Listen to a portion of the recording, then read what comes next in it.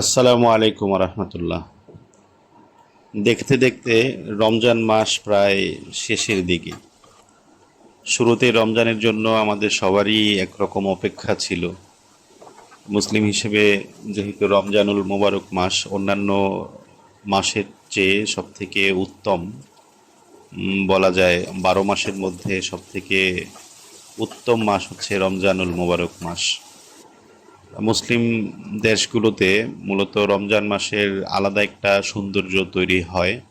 সবার মধ্যে একরকম ধর্মীয় চিন্তাধারা চিন্তাভাবনা থাকে। আহ, বাহিরের পরিবেশেও যখন যাওয়া হয় তখনই বোঝা যায় রমজান মাসের কারণে মানুষের মধ্যে অনেক সৌন্দর্য, তাদের মানুষের মধ্যে আচার ব্যবহারের মধ্যে অনেক সৌন্দর্য।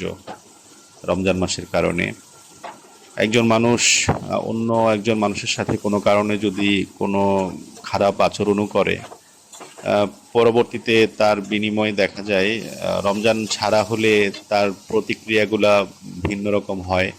কিন্তু রমজান মাস মাশাআল্লাহ ধৈর্যের মাস। একজন কোনো কটু কথা বললেও অন্যজন ধৈর্যের সাথে নিয়ে রমজানের জন্য সবর করে থাকেন।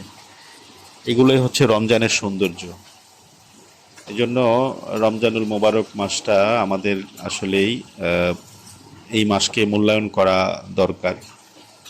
দেখতে দেখতে অলমোস্ট প্রায় এই মাসটা শেষের দিকে। যতটুকু সম্ভব যার যার জায়গা থেকে আমাদের এই রমজান মাসটা আমরা উপভোগ করি।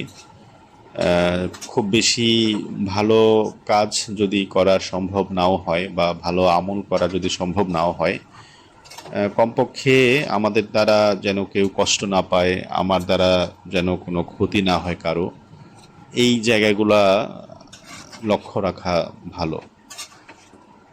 আম, কিছু অনেক ওলামাই কেরাম এবং অনেকের কাছে শুনেছি যে রমজান মাসে কিছু ছোট ছোট আমল খুবই অত্যন্ত জরুরি, যেমন বেশি বেশি কালিমা পড়া, বেশি বেশি ইস্তেগফার পড়া, জাহান্নাম থেকে ফানা চাওয়া এবং আল্লাহ তালার কাছে জান্নাত চাওয়া।